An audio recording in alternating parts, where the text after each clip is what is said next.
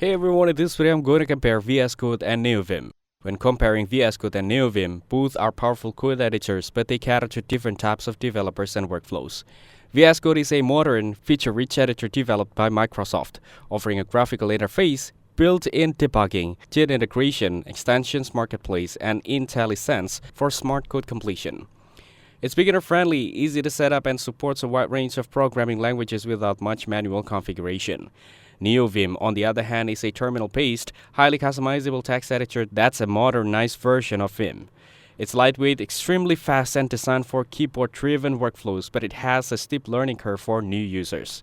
Neovim excels in performance and flexibility, allowing developers to fine-tune their environment with plugins and Lua scripting.